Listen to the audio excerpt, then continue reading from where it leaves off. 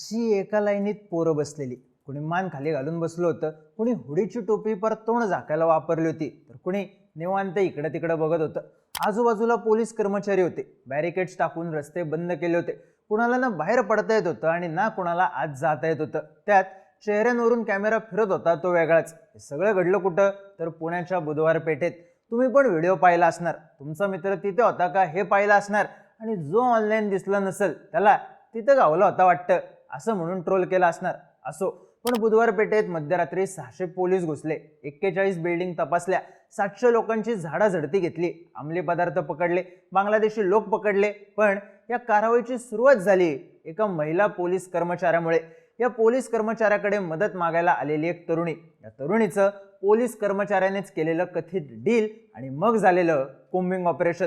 पुण्यातले 2 police station, एक महिला अधिकारी आणि कुंटणखान्यातून पळत आलेली एक बांगलादेशी तरुणी. सगळी स्टोरी सांगणारा हा व्हिडिओ. नमस्कार, मी चिन्मय आणि तुम्ही पाहताय बोलबिडू. 11 फेब्रुवारीच्या मध्यरात्री पुण्याच्या बुधवार पेठेमधल्या वेश्यावस्तीमध्ये कारवाई करण्यात आली.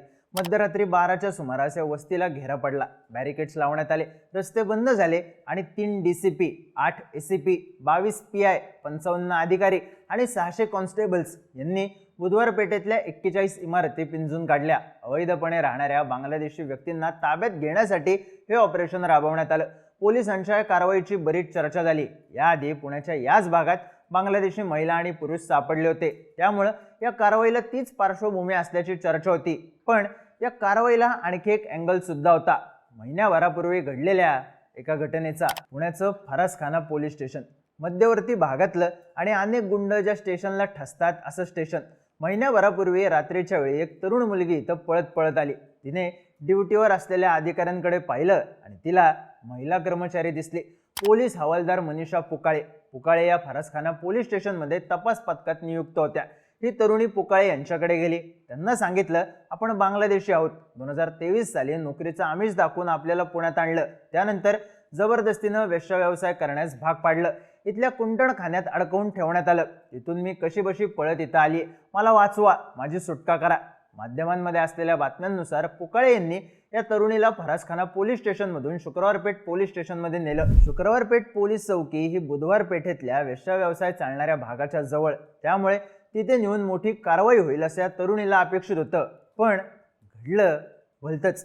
तिथे गेल्यावर मनीषा पुकाळे यांनी या तरुणीला ज्या कुंटणखान्यात ठेवलं होतं त्या कुंटणखान्याच्या मालकिणीला पोलीस स्टेशनमध्ये बोलवून घेतलं. त्यानंतर तिथे ही मालकीण आणि पोलीस हवालदार पुकाळे यांच्यात बोलणं झालं.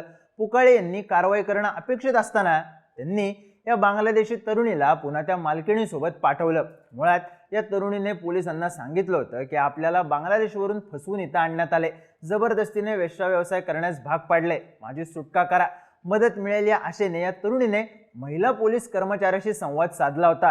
पण त्याच महिला पोलिसाने कुंटणखान्याच्या मालकिणीसोबत आधी बोलणी केली आणि पुन्हा त्या मुलीला तिकडेच पाठवलं असे आरोप झाले. या प्रकरणात सुरुवातीला बातम्या आल्या की बुधवार पेठेतल्या वेश्यावस्तीत बेकायदा वास्तव्य करणाऱ्या एका बांगलादेशी तरुणीवर कारवाई न केल्याप्रकरणी फरासखाना पोलीस ठाण्यातल्या महिला पोलीस हवालदार मनीषा पुकाळे यांना निलंबित करण्याचे आदेश देण्यात आले आहेत. वरिष्ठ अधिकाऱ्यांना माहिती न देणे आणि तरुणीकडून पैसे घेतल्याचा आरोप पुकाळे यांच्यावर आहे. सोबतच बातम्यांमधून असंही सांगण्यात आलं की ही तरुणी जेव्हा भारतात आली तेव्हा ती अल्पवयीन होती.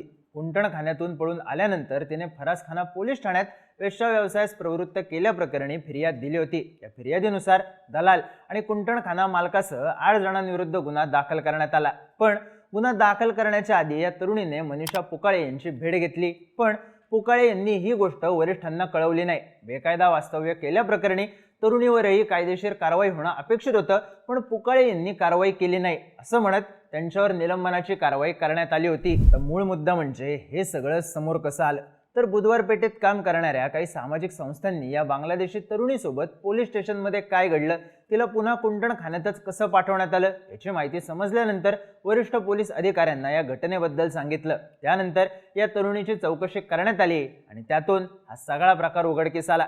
सुरुवातीला फक्त वरिष्ठांना कळवलं नाही म्हणून मनीषा पुकाळे यांच्यावर कारवाई झाल्याचं सांगण्यात आलं, पण त्यानंतर कुंटणखान्याच्या मालकिणीसोबत केलेल्या डीलची चर्चा सुरू झाली आणि पुकाळे यांच्या निलंबनाचं कारण समोर आलं. बांगलादेशी तरुणींना इथं आणणं, कमी वयात कुंटणखान्यात नेणं, हा सगळा प्रकार उघडकीस आल्यानंतर वरिष्ठ पोलीस अधिकाऱ्यांनी कारवाईचे आदेश दिले आणि बुधवार पेठेत कोम्बिंग ऑपरेशन पार पडलं. आता या कोम्बिंग ऑपरेशनमधून हाती काय लागलं तर पोलिसांनी 700 महिला आणि पुरुषांची झडती घेतली. या सगळ्यांची ओळखपत्र चेक करण्यात आली तेव्हा पोलिसांना फक्त 2 बांगलादेशी मुली सापडल्या ज्या बेकायदेशीररित्या भारतात राहत होत्या.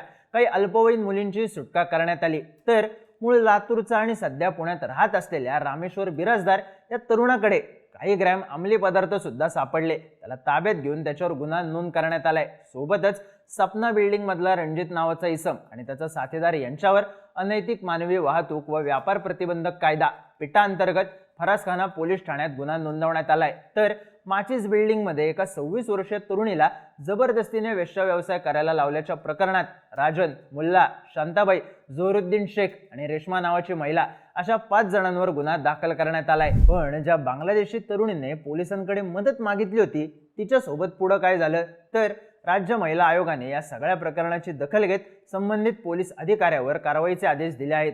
सोबतच बांगलादेशी तरुणीला पुन्हा बांगलादेशमध्ये पाठवण्यात येईल त्याची प्रक्रिया सुरू आहे असेही सांगण्यात आले. पण अद्याप या तरुणीला डिपोर्ट करण्यात आलं नसल्याची माहिती सूत्रांच्या हवाल्याने देण्यात येते. तर बुधवार पेठेत वेश्या व्यवसाय करणाऱ्या काही महिलांनी आमच्या इथं अनेक बांगलादेशी मुली राहतात, त्यांना इकडे आणल्यावर त्यांची बोगस आधार कार्ड बनवली जातात, त्यामुळे फक्त 2च मुली सापडल्यात, आम्ही त्यापेक्षा जास्त माहिती देऊ शकतो. पण पोलिसांनी केलेल्या अशा कारवाईमुळे इथे लोक येईनासे झालेत ज्याचा फटका आमच्या व्यवसायाला बसतोय अशी प्रतिक्रिया माध्यमांशी बोलताना दिली. पोलिसांनी बुधवार पेठेत ही अशी कोम्बिंग ऑपरेशन्स होत राहतील असं सांगितलं असलं तरी हा विषय सुरू झाला तो एका महिला पोलीस अधिकाऱ्याच्याच कृतीमुळे, जिने मदतीसाठी आलेल्या तरुणीला पुन्हा वेश्या व्यवसायात ढकललं, तेही कुंटणखान्याच्या मालकिणीच्याच मदतीने. गंभीर विषय ती तरुणी बांगलादेशी असल्याचा होताच, पण तितकाच गंभीर विषय होता महिला पोलीस अधिकारी आणि कुंटणखान्याची मालकीण यांच्यात डील झाल्याच्या आरोपांचा. मदत मागणाऱ्या तरुणीला पुन्हा कुंटणखान्यातच पाठवणारं कथित डील जे भीषण होतं कोम्बिंग ऑपरेशन पेक्षाही.